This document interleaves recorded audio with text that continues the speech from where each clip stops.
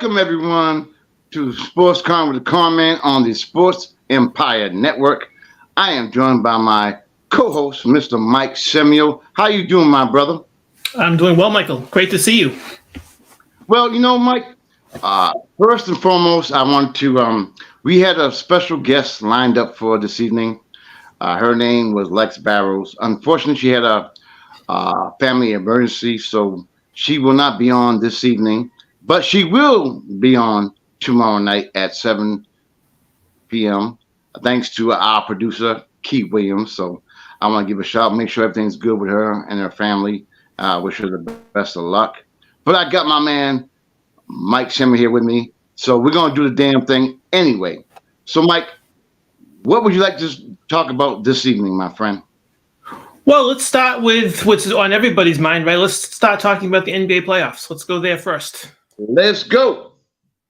So I wanted to start with the Draymond Green stuff, right? His suspension, what that means for that organization, what that means for that team, what it means for that series, right? Because you're talking about a situation right now that could change that franchise almost immediately.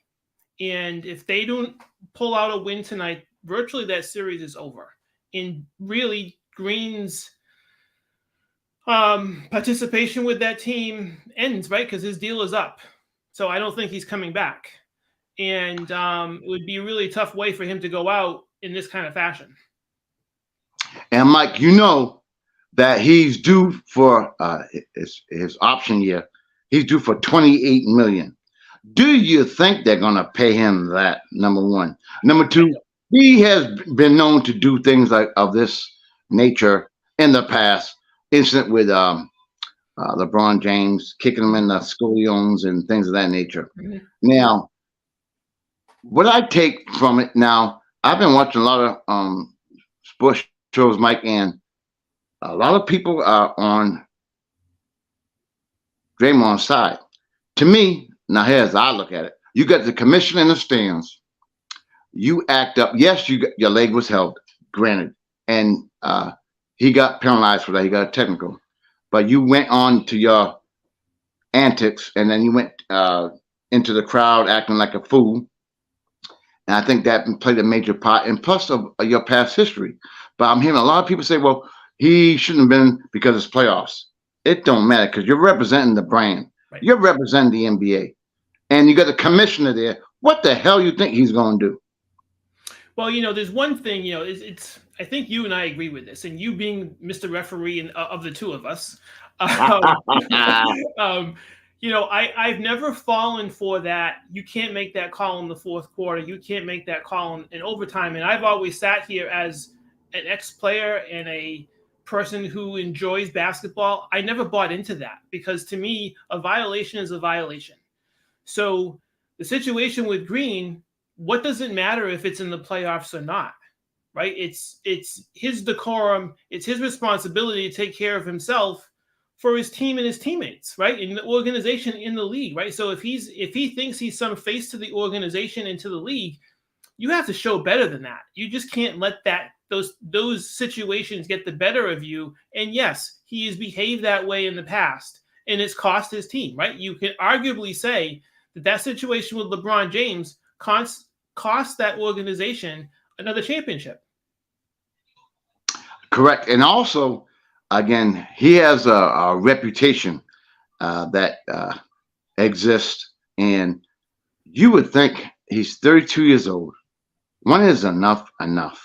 He has cost his team. Now, God forbid they lose tonight, because now there's going to be more added to what he already did during the preseason when he tried to punch out Poole, which I thought was really ridiculous. And, the guy knows better.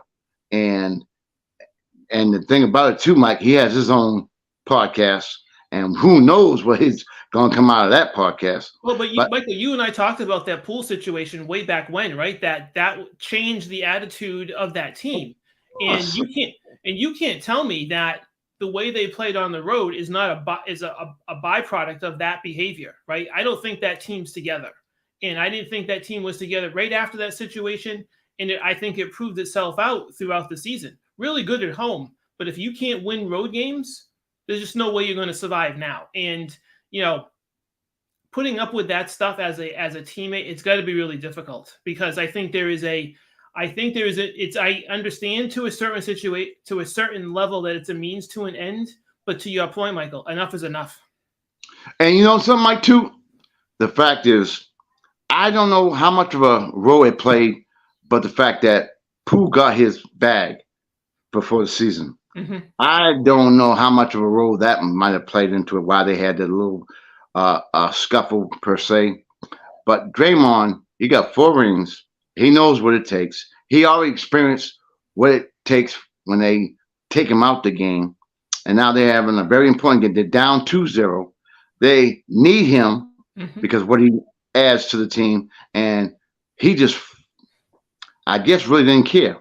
And now they're in a situation where they got to win. And I just think that it's reprehensible, his actions to do that the way he conducted himself. I think he claims, well, it happened all during the series. May or may not have happened. I don't know. I didn't see too much of it. But anyway, I think that it's a detriment to the team. And then to do it with the commissioner right there in the stands. What do you think? That's just a bad spin, right? It's just bad judgment. It's just bad attitude.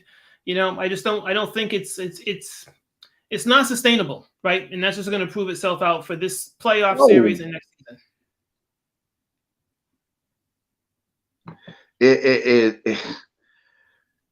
Now they're in a situation. Obviously, they put him. They need that missing. He adds so much to the defensive capabilities of the team, as well as the distributor of the ball. I mean, he's very intelligible. He has very high intellect, and he's very important to the team. And now he's not going to be there tonight. So now they have to go and readjust their offensive game plan, defensive game plan, and they have to go another man down. Yeah, and I don't know who that guy is, right? Because that bench has not played well. It hasn't played well all season. I know. So I'd have to. So, Mike, for 5, maybe more, every he does it.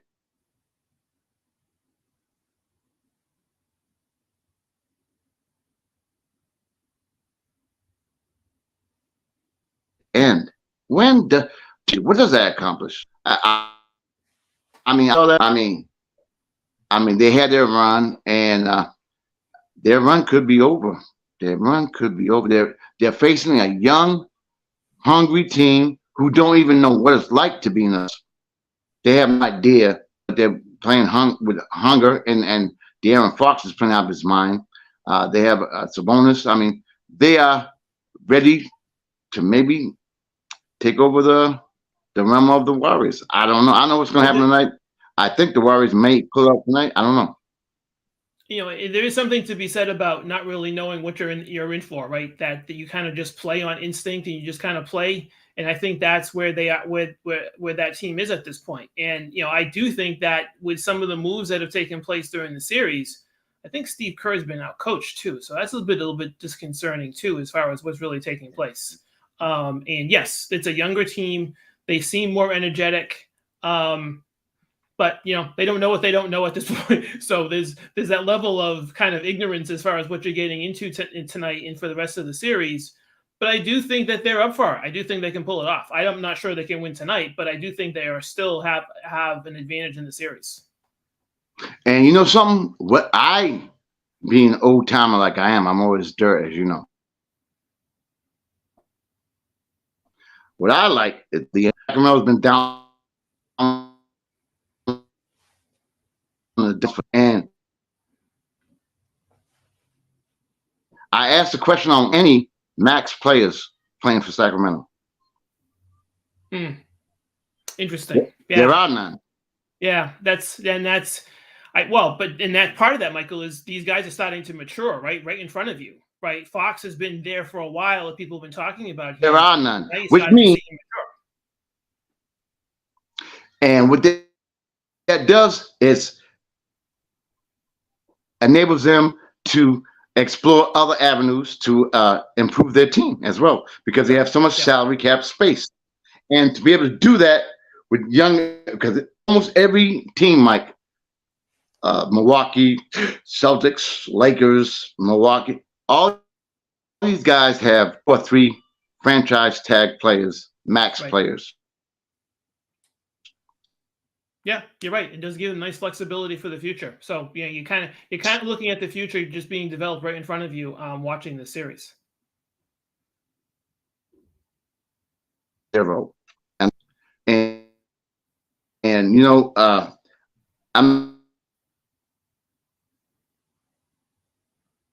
it's going to be interesting to play. Very interesting. I think that the Warriors have something to worry about. I don't know. Again, the all the former NBA championship. So what they're trying to do, and right now, I don't know the Warriors, and I don't know what they're going to have for continuing on. If they can get by tonight, I don't. They play very good at home. We don't Hmm. know. I'm looking forward to tonight, but Mike, I don't know. Sometimes it might be the time. It might be a new era, might be a new generation in town. I don't know. It feels like that. I It really does. We've seen this before, but this actually feels like it, especially with the suspension tonight. And that team just seems to be kind of all over the place. And you know, yeah, I'm interested to see what's going to go on tonight. It's going to be very, very interesting. Uh,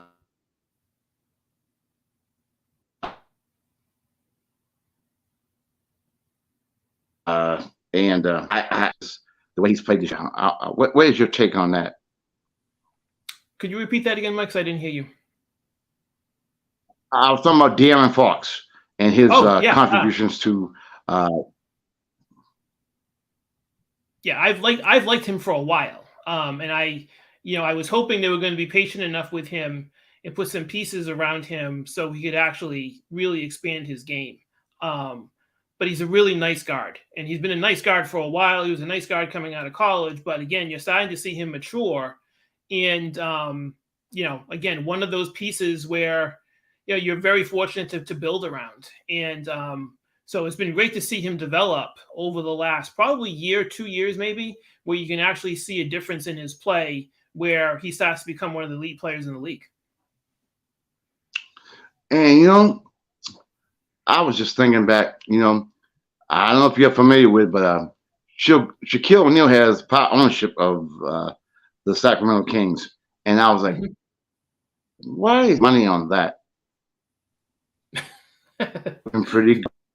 Very Yeah, good now. Shaquille is smiling ear to ear right now. You know what I yeah. mean? So I mean, it's incredible, man. You know what I think the Warriors need now? They need. I don't want to get your impression. Do you think it was wise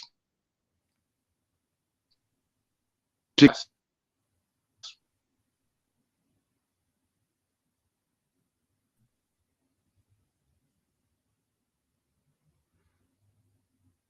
Mike, you keep freezing. Do you think? I know. What the hell? You with me now? I'm right here. Yeah, I You didn't with hear me I now? didn't hear anything. Yeah, Okay. I'm good. Radio. Do you think it was wise to get rid?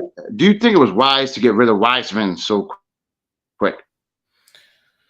I think because they paid Poole, right? So they paid somebody, so they had to do something, and I think it's one of those things where if you don't have the right coaching staff in place to really develop these guys, and a lot of it's on those guys too to develop, but you've got to kind of pick your poison at some point and who you're going to keep and who you're going to have to let go.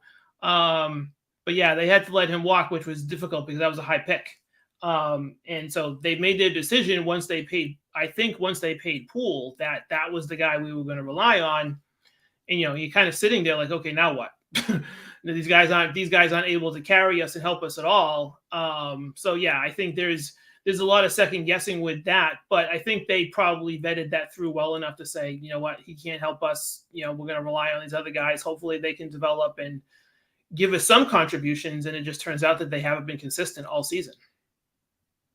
And also, I think, Mike, is the fact that, the Warriors for the last 4 or 5 years have gone way beyond the salary cap, way beyond financially. So I think they wanted to, because again, you have some people who are up for contracts, and I think they felt, well, hey, look, let's get rid of him so we can free up money to pay whoever else they want to pay. And at the end of the day, Mike, it's all about the business aspects of the league as well.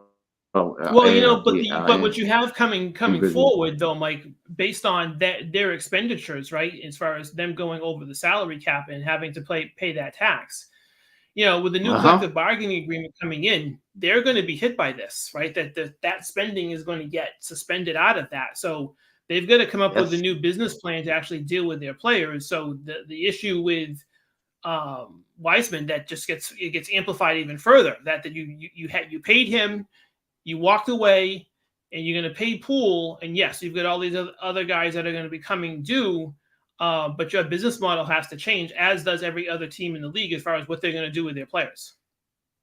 Okay, Mike, I'm going to hit you up with this question now. You know how important Draymond Green has been to the team. He is in his option year. He's due $28 million. Do you pay him? For me, I don't. But for that team, for what he means to that team, and now to a player, they stand by him, right? As good teammates would, and privately, I'm sure there's a different conversation. But for them as a team and what piece he plays, again, you're talking about a major shift in that franchise if you let him go.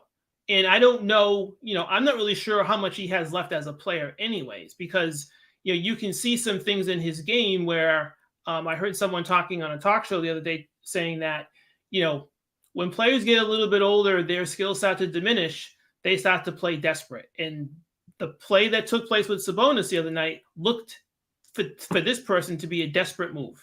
I agree. If that's what you're facing, if you're facing a player whose skills are diminishing because of wear and tear and in age, and that would make sense, then you've got to look at what are you going to do in the future, right? But for me, as if I was the business guy on this side of it, I wouldn't sign him. And what's funny, Mike, is that according to what I'm reading, the Warriors are favored by 69% for tonight's game. Wow. Very, very interesting. Very interesting. And I think that Michael, that just goes to the fact that, I think they're home. Well, they're home, but also I think that intimidation factor of, if Curry rattles off 4 3-pointers in a row, is that really going to shake the other team? Because they are young, right? And they're in a situation they've never been in before. So I think that plays into that. But that's a lot. Jeez. I'll tell you what, I'm shocked. Yeah. I'm not a betting man, but that's very tough. But as far as the Draymond Green situation, I think it was stupidity. I think it's antics. I'm tired of it. Although, if you look on all the sports shows, they're all backing him because Sabonis grabbed his ankle. 2 wrongs don't make a right. That's my belief. I mean, and he's already wanted. He's already looked upon. They're going to come after him any way, shape, or form. And for him to do that, I think they might have played into the fact that he is like that, and they played into it. And apparently it worked, because now he's not going to be able to play tonight. He's not going to be able to help his team out tonight at all. And I think when I listen to those talk shows and same shows you listen to, I'm really careful about the fact that I understand they're trying to drive content and drive conversation. So exactly. I'm not really sure that that's really true the case to them. Again, privately, I think there's probably a different conversation taking place. I tend to agree with you. I tend to agree with you. So, what do you think is going to happen tonight with the Golden State game and Sacramento? I think Golden State pulls it out tonight, but I don't think that's going to really change the series. I still think they don't win this series. I think it's a long series, but I don't think they win this series. I think they win tonight. And yeah, everyone will say, "Oh, it's a statement game. It changes the series." Nah, it's not, because it may get out of hand. It may not even really show what each team is actually, how they're built, right, and their character. So I think it's a long series, and I think Golden State is sitting home in a week and a half or so, watching everybody else play. Woof, woof. I guess the looking at it from an objectivity point of view, I guess a lot of people are still favoring the Warriors because of the experience, Mm-hmm. but it may be time. It may be their time. Hey, you know, time runneth over, so it may be their time. Let's go back to another game last night, which I'm kind of disheartened. Oh, and by the way, the 76ers are up 43-38 against the Nets. And that's going to probably be 4 games anyway. That's over. But Yeah, anyway, I think yeah, that's a sweep too. Yeah. I think so. But getting back to the Lakers Memphis game, I want to have your take on that particular game. Now, before you go there, Mike, Mm-hmm. Ja was not playing. They knew that before the game. I think the Lakers took that too lightly. I knew that Memphis was going to come out fighting. I knew they were going to come out and give it. I didn't expect Tillman to play the way he did, but I Mm-hmm. expected him to come out with heart and soul. And the Lakers came out very lackadaisical. I think they just didn't really want it as bad as I thought they should have. I mean, they could have nipped it in the bud, knock them right out, go back home, finish it in maybe 4, maybe 5. But now, who knows what's going to happen? And then you got my boy Brooks calling out LeBron, calling him old, and you got to get 40 on me. And what's your take on that, Mike? So yeah, I was surprised the Lakers came out so passive. I really was, because to your point, Michael, I thought, here's a huge opportunity to go home up 2 games, and we're going to come out passive and basically let them do what they wanted to do on offense. There really wasn't much fight with the Lakers at all. And you at one point it was what I think it was like 6 points they were down. Then all of a sudden you turned around, it's 20, and they just didn't play well in transition at all, and they didn't. They were very slow to the ball. So to your point, they just didn't look like they wanted it, and I think they were very happy to go home, with a tied series, where you would have thought, one of the things, Michael, with LeBron is he's really the only veteran there, right? Davis is what he is, but LeBron is the guy who has the experience. So what I don't see with that team is I don't see them feeding off of him, which is interesting. And I would have thought, and LeBron's trying to pick his spots, and I completely understand that. But I would have thought last night he would have come forward and said, you know what, I'm going to get 40 tonight, and we're going to go home up 2 games. I agree. But that didn't happen at all. So that passiveness that I saw, I was reading that from him too. And so it was very strange of how he reacted. And I think that team is looking at him and saying, well, if he's reacting this way, we react this way. And it's really weird for a veteran to actually for that to come out. And I'm not knocking LeBron down, but I was surprised that, you've got to come out stronger than that. And you have to really set an example early, right? Get on it early and then ride that for the entire game. And your team should see that. Those young guys should see that. Those pieces who are looking for some level of identity as they go, that's really hard for them when all of a sudden your leader is not doing it. I hear you, Mike, but I'm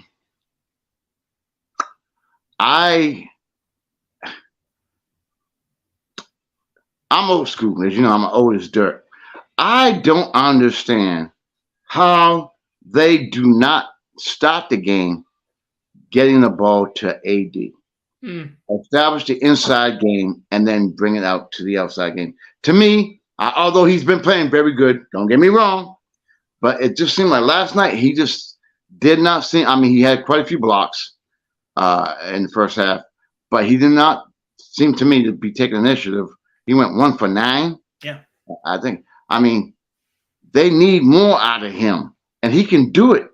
It just seems like he wants to defer to LeBron or everybody else when he needs to step up and just do the damn thing, because that's what they brought him there for. That's what he's there for, and I don't know if he has that dog in him. Like, I'm gonna do it every. No, Michael, I agree with you. I don't think he does, right? So, but I think that just goes to sort of the mentality and the motivation last night. There was no sense of urgency with that team. There really wasn't. And at no point, I think again, they got it down to 6, but then all of a sudden, like I said, it's back to 20, like a blink of an eye. And so yeah, there's a level of maturity with Davis and level of maturity with the pieces that they have now, which are better constituted than they were early in the season. But yeah, it's a tough makeup for that team. I just, again, I still think it's going to come from LeBron setting the tone, and Davis is going to be part of that. He wants to defer to LeBron. If I'm LeBron, you're right, Michael. I'm going to feed you until you don't want the ball anymore, until your arms are tied to shooting. And you've gone to the foul line, 10 times in the first quarter. So, but you have to be able to drive that, and I didn't see that coming from anybody last night. It just seemed like it was just, okay, we're here.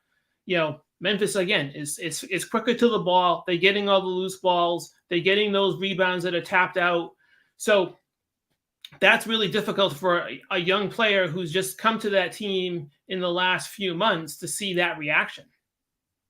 And something too, Mike, as I stated on one of the shows I was on yesterday, I would rather have a player who's more consistent than 28 points and then 4. You know what I mean? So it seems to me that the Lakers have guys who may go up 30 points and then get 6. I'm going to give you a prime example. Who I think needs to step up is D'Angelo Russell. Mm-hmm. This guy was brought there. He's a good perimeter shooter. I think he's 9 for 28 from the floor, which is not going to cut it. I think they expect more from him as well. And now you got Reeves. I mean, I don't think anyone expected Reeves to be the player that he's become. Mm-hmm. But I don't think you can rely on him at this point every single game. Oh, Hoochie Mama, however his name is, Hoochie Mama. I don't think that, how I am. I mean, he's playing very well. Don't get me wrong. But I don't think they're going to be able to sustain that level of play for the whole duration of the series.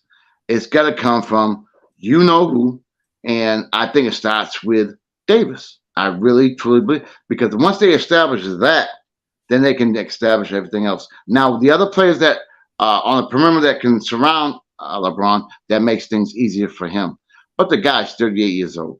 He's not the same player he was before, but he still is the main person on that team. And again, he has the experience. He's been there. He's done that.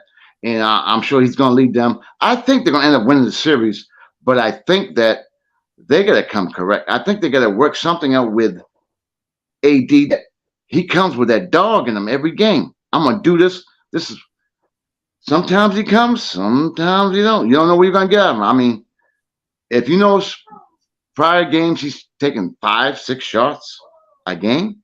Come on, Mike. You can't do that. That's me. I don't know. Well, one of the things that is interesting with the Lakers is if you look at the other teams around the league, the league has been built on the 3 stars, and the Lakers don't have that third. Nope. Right? They've got 2. And if one of them is going to be up and down as far as their play and inconsistent, that's really hard to actually try to pull a game plan together of what's really going to take place. So you're right. Who's the next player that steps up that can carry some of the load where they may double inside on Davis or they may double on LeBron and make him give up the ball? Who's the guy? And you're right, Mike. Go ahead, Mike. No, I was going to say, I don't trust Russell. He looks nice, but he's just not consistent. I thought he would be playing better than he has. Now, If you look at the game number one, it looks good because you got Hoochie Mama and you got Reeves and you got maybe Russell, so you can kind of sort of lean on other players to expand the court, to spread the court, so LeBron and AD can do their thing. But again, they're not going to be as consistent because. And now I would think that D'Angelo Russell would be that person that might be able to solidify that backcourt. Then you got Schroeder.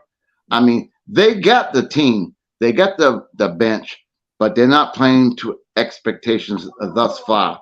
And also, Mike, as I was saying on a couple other shows, it's all about adjustments. Not only the adjustments you make, but when you make the adjustments. And uh, I don't know. I mean, maybe. I mean, Tillman getting 22 points. Yeah. I don't think he scored 22 points in 25 games, but he gets 22 points. You got, matter of fact, you look at the team, they're scoring a bunch of almost nobodies for the most part. Brooks got what, 12? Mm-hmm. I mean, Vane got whatever he got. I mean, now I'm gonna ask you another question because you're very knowledgeable. What do you think about Brooks calling out on LeBron about he's old and you got to get 40 on me for me to even consider you? Do you think that's going to spur LeBron on? Do you think that could be a tactic where Brooks is trying to spur him on so all the focus is on LeBron, whereby it don't affect the rest of the team? What do you think? I think it's a waste of time. I love it. I'm with you. LeBron's been around for a long time, right? So he's listened to this guy talk, and I don't think it impacts him at all. I really don't. I think it's nice theater that this goes on and it creates a level of conversation, but I don't think LeBron is concerned about it at all. I think what we were just talking about, Michael, I think LeBron has other issues than worrying about what this guy is saying to him about how old he is, right? So I think LeBron will take care of, and I think he's got a lot to take care of. This is nice fodder to have, but no, I just don't. I think it's very entertaining. And it creates dialogue between you and I and everybody else and every other talk show about, oh, he's calling out LeBron, a great superstar. So, okay, LeBron's probably laughing at this and is probably not paying him any mind whatsoever. Yeah, he been through it already. Yeah. He's had so many people. What's his name? Blue kisses in his ear. Yeah. I mean, he been through it all. This is not going to affect him in any way, shape, or form. No. He's on a mission. He knows what he got to do. And Brooks just wants the attention, the limelight, and he's going to get it for like 10 minutes. But other than that, I hear you. Let's go down to a more intriguing game, which would be the Clippers and the Suns. And you heard who's not going to be playing the next game. I did, yes. And what effect do you think that might have on the outcome of the series? Well, I think that dramatically changes the series, Mike. George not playing. Yeah. Leonard not playing. That I think Phoenix wins that series going away now. I don't think there are enough pieces that you can kind of backfill for that because you can't. That guy's a great player. Just fights hard every time he plays. So if he played with that injury in the second game, wow. And, it comes back to hurt him because now he can't go forward. So he's potentially done for the series. Yep. And the fact is, I think Denver's going to breeze through Minnesota within 4 games probably. So they're going to get a lot of rest. Yeah. Now, potentially, the Suns can do the same damn thing. Whereas the Lakers are going to have a tough road to go as well as the Warriors. So, I mean, things happen in the NBA, and you never expect. Well, you do have to expect for injuries, but they come at the wrong time, and I just don't. I don't know. Do you think that the Suns have a legitimate chance of winning it all now? Well, interesting you put it that way because with Durant coming off injuries, this will. If they get through that series without any drama, that saves his legs a little bit, right? So that rest and that time off might be beneficial for him. But I don't think that gets that team over to win the championship. I don't think so. Because if you're going to have to go now, if you look at the East, who do they match up with? And or who matches up with them? You can conversely say it the other way around too, right? Mm-hmm. Mm-hmm. So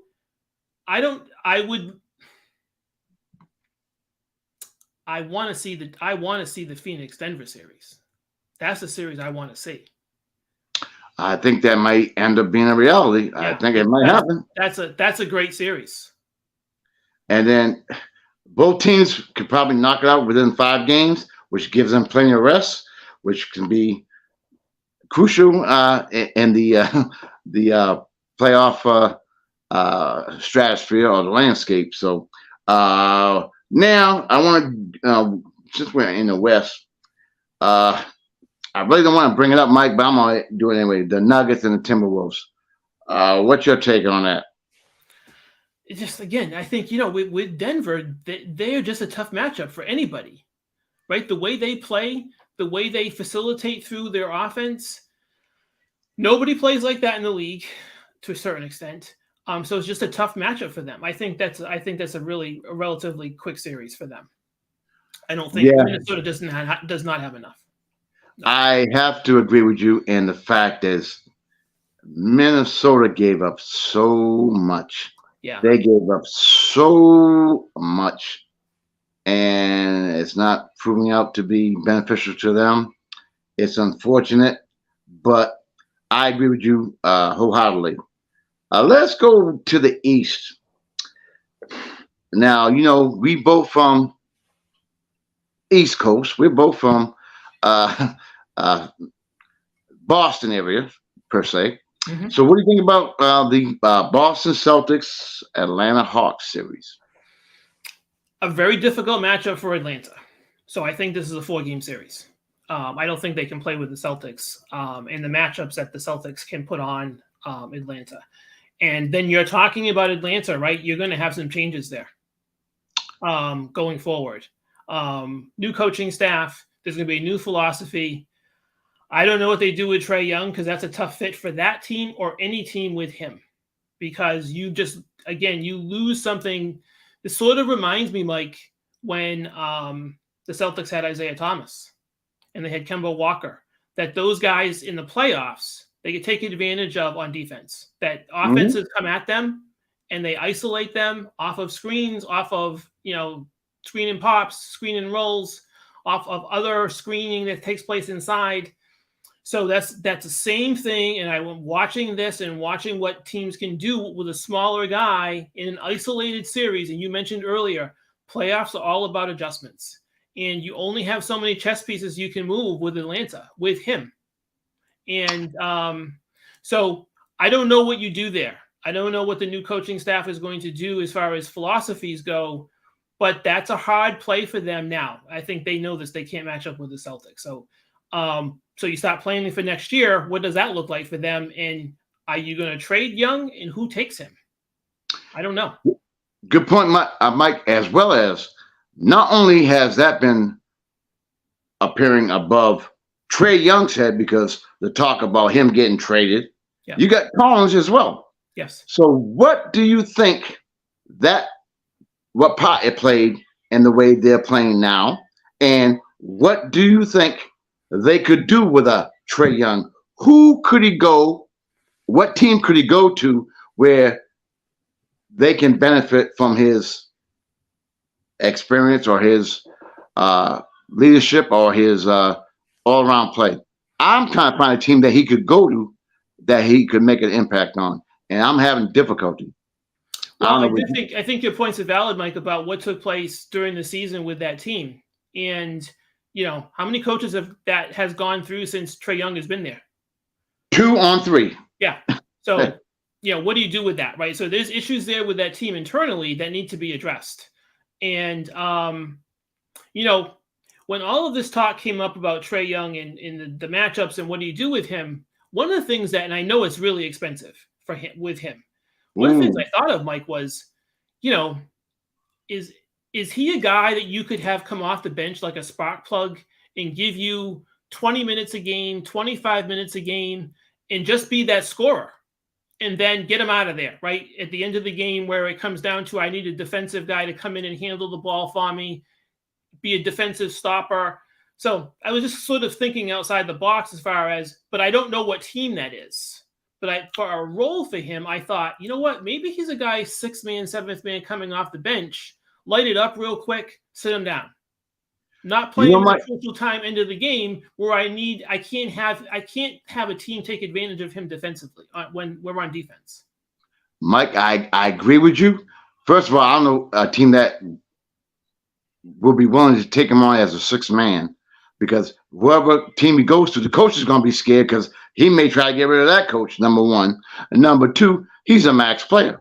Yeah, how are you going to have a max player come off the bench? So therefore, that poses as a problem as well. I mean, he's a max player. He's only, 24, 25. He's going to look for another max contract.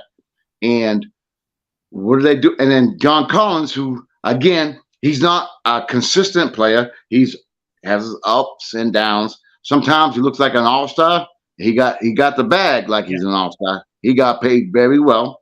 So I don't know what Atlanta's going to do in that respect. If they get blown out 4 games, Snyder's got a whole lot of issues he got to deal with. I don't know how he's going to deal with it. That's why I think they got him midway through the season so he can look and observe and see what moves need to be made. But as far as Young, I mean, he had a great year. I mean, what you have 26 and 10? Yeah. Not bad numbers, but will that go with another team? I don't. And what team would be able? He needs a team that will be able to surround him with a lot of defensive players, rim protectors, and I don't know. Most of the good teams have very good point guards, and I don't think Craig's going to want to. But he's not really a point guard, though. You know, I don't know what he is. Yeah. What is he? So I don't know if he's going to willing to become off the bench, Mike. I don't think he's going to be willing. No, I know. That was just me thinking outside the box. But you know what, though, with him, he's a scorer, and he might be one of those guys that comes into the league and just is a tough fit for any team. He'll make his money. He'll play in the league for 10 years.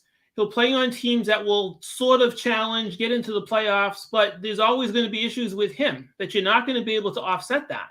And he just might be one of those guys. We've seen those guys in the league from the time you and I started paying attention to pro basketball and college basketball.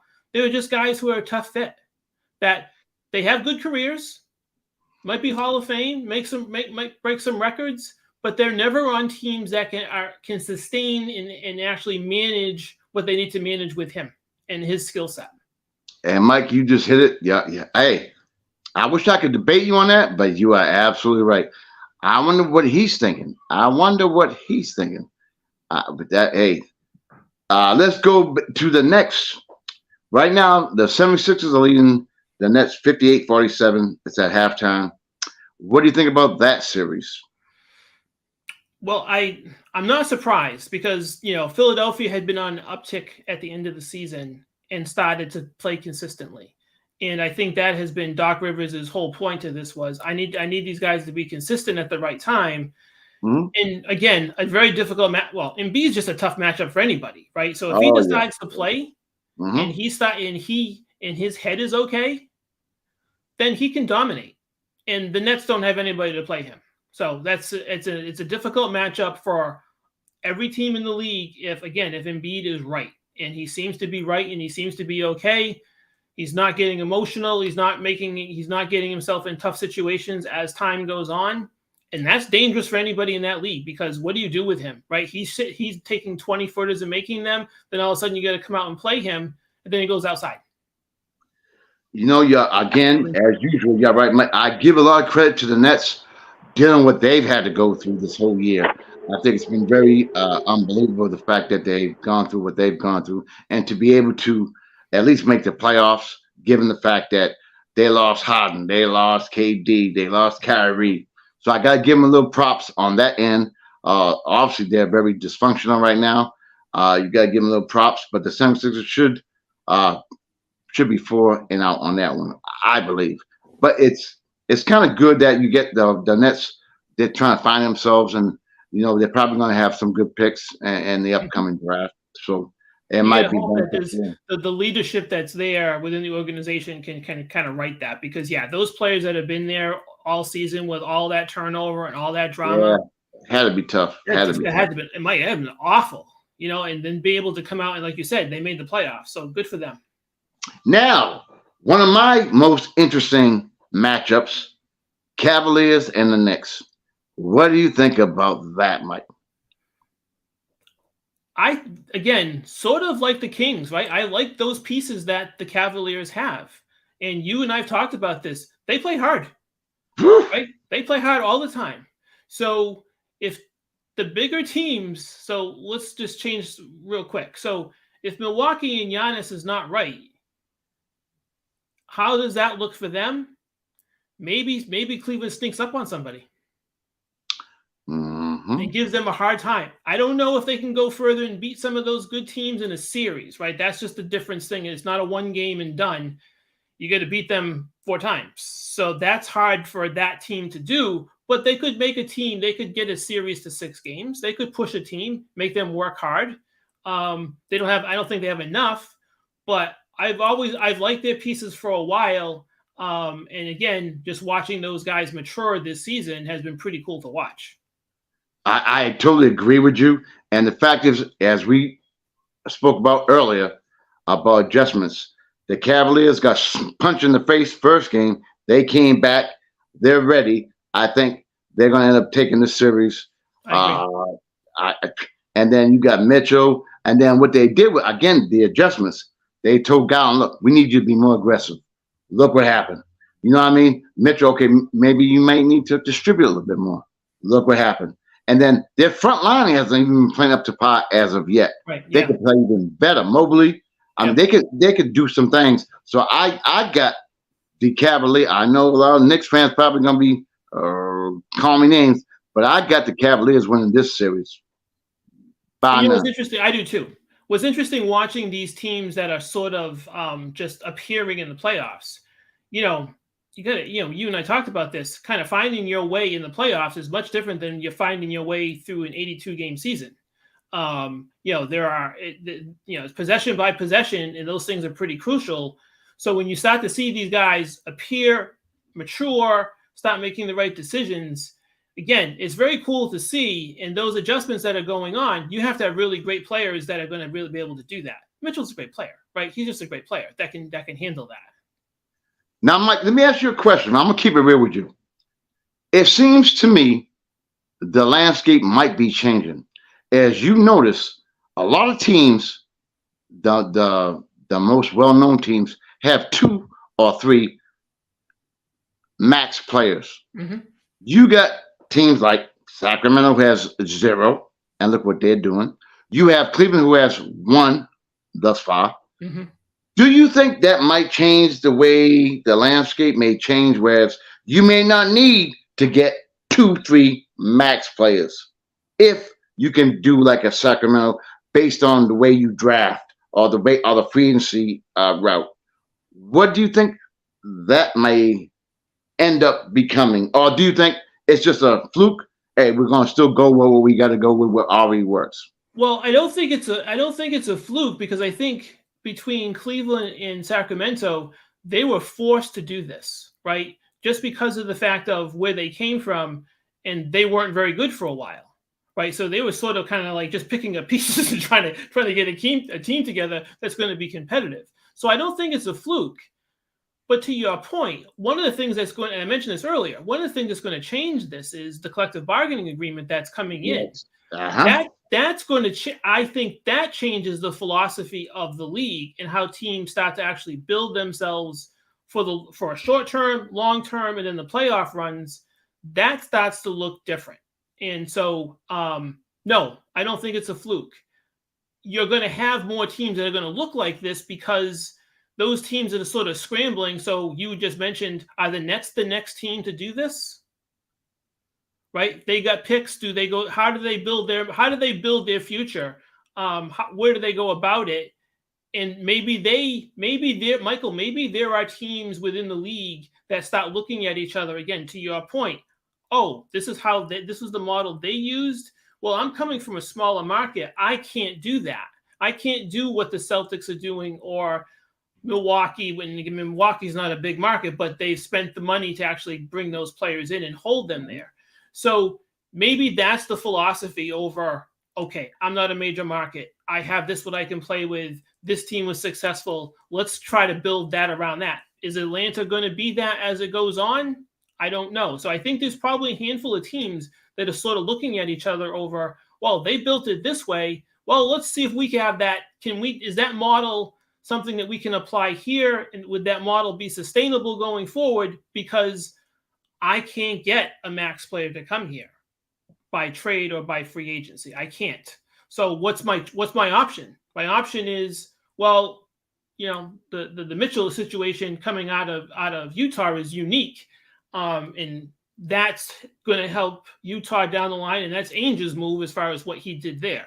So he's looking to do something very unique there too, and build that particular franchise in a model that probably looks, I think that looks more like a hybrid compared to what Sacramento, Cleveland, up against the bigger teams. So they sort of fall in a different category, I think. So you start to categorize these teams financially by the market, who they have, the picks, and you start developing that as a GM.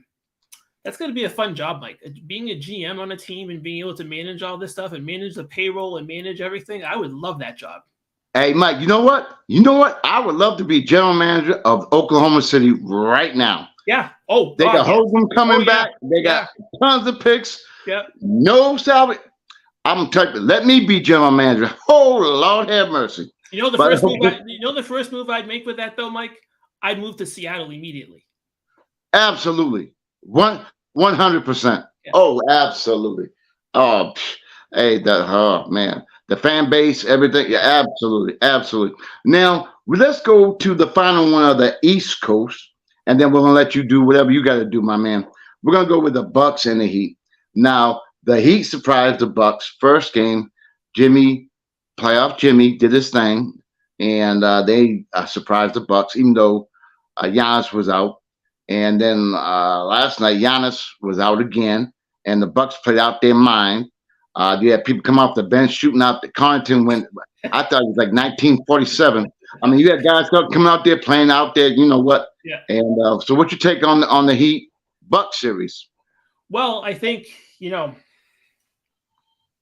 injuries we talked about, the injuries in the league and the timing of all of this, right? So Giannis is hurt. I don't know how the depth of that injury. Miami lost one of their better players, right, to a broken hand. So they've got a piece that they don't have any longer. So I think that impacts their psyche a lot, and that impacts their rotations. I think going forward now in that series, I get a feeling that Milwaukee might roll through this, because I think you're right. They got punched in the face a little bit in the first game. They had an injury with Giannis in that game. So I think going forward, I think they're kind of finding their way. I'm not sure how much Butler has left. And I've always liked him. Years ago, I was very disappointed when they didn't bring him to the Celtics. I thought, oh, this would be pretty cool to see him play in Boston. There were like three guys that were included in different talks, and he was one of them. It didn't happen, right? So I think he's still very competitive as a player, and he's very motivated, but I'm not sure how much he has left either. That you tried to just make him, appear in the playoffs and kind of ride through the season. I don't know if there's enough pieces there for them to really challenge Milwaukee. I don't think they shoot like they shot the other night again. I think that was sort of an aberration. But I think they have some strong players. They have a strong core, and they've been there before, right? So I don't think there's any real mystery or anything hidden for them as far as what they want to do and how to actually be successful in the series. Well, Miami's not really known as an offensive team, and then losing Hero, that's 20 points you have to make up for. And then my guy Strus, I know him pretty well because he was at DePaul. We ain't gonna go into that. But anyway, he is strictly a pull-up jump shooter. He doesn't penetrate. He really doesn't really go and get his own shot where Hero can do it. Robinson's kind of the same thing, like Strus, and the backcourt is a little bit hurting right now. So I definitely lean towards the Bucks winning this series, I think. So I mean, you and I are basically on the same page. Unfortunately, man, it's already not. Man, we go through this then. But hey, Mike, I want you to touch on anything you need to touch on, and then I gotta make my announcement. So go ahead, my brother. I don't really well. I can, the book is coming along. Has some interesting takes on some things that I've been able to do in the last couple of weeks that have been sort of tough to write. But I've gone through it. I've shared with my wife on some of the stuff. So that's coming along. So I don't think my timing is interrupted yet. So I think I'm still on pace where I need to be. But I need to continue to do more. I've, a lot of it's stuck in my head, and I need to get it on paper, and then I need to go through my edit process. So that's coming along. And Mike, I want to thank you for being my co-host. You've been the man. I'm sure the viewers are very happy that you're on board. I mean, I appreciate your knowledge, and I mean, not too many people can hang with a Conn, man, and you seem to be doing pretty goddamn well. But anyway, thanks, Mike. I appreciate that. But again, we have some things coming up real soon. How can people get in touch with you if they want to? Because I'm sure you're going to be asked to go on a whole bunch of shows. So my handle is changed, right? So it's msemio12. So it's msemio12 at everything between Twitter, Instagram, Facebook, Reddit. So I'm all over the place. Reach out, connect with me. I'm glad to connect with a series of people. So that's how they can reach me. And folks, this is the man. I'm letting y'all know this is the man. Contact him. Do what you can. This is the man. But Mike, a couple things I didn't tell you. I want to let the viewers know what's going on. Today's been a great day. I sat back, and as you know, I promoted and announced that my good friend Kyle Hobbs, who you know very well, was just named as the associate head coach of Georgia Tech, and he, I reached out to him, and he contacted me, and he is definitely willing to come on the show. Of course, you'll be there as well. That was part one. So I was already on it. Me and Kyle go back over 40 years. His brother Ron and I played in the backcourt together at Framingham State. His brother Ron was phenomenal. I don't know if you know his brother Ron. I do. Ron. Yeah. So that team was the Burke team from '78, right? So what I shared with you from Carl, Carl led that league in scoring as a sophomore. Yes. So when I was at Fairhaven, we played them in the second round of the state tournament. So again, right. Not to go long on this, but I still have weird feelings about the fact that we played Hyde Park and Aubrey Stallworth in the first round. Oh, he went to Providence College, for those who don't know. So, and there's a bunch of other players there on that team, right? So there's Bruce Sumter, who's on that team, who's a young guy like me. So they were loaded. So the next round we play Kyle's team, and so they win the City League. Kyle's the leading scorer. So Leon Burke is there. Ron Hobbs was there. Carl is there. And we play them and we beat them, right? So, I still have conversations with people, Michael, online that they can't believe we beat those two teams. I can't believe it either. Yeah. Well, my line is we could cover them and they couldn't cover us. Hey. It's as simple. There's no as that. And people probably think I'm exaggerating. Kyle Hobbs might be 5'7", maybe 5'7", 5. Ron's about the same height. The same thing. Yep. Ron had about, and no exaggeration, at least a 45-inch vertical leap. I'm telling y'all, he played in the backcourt with me.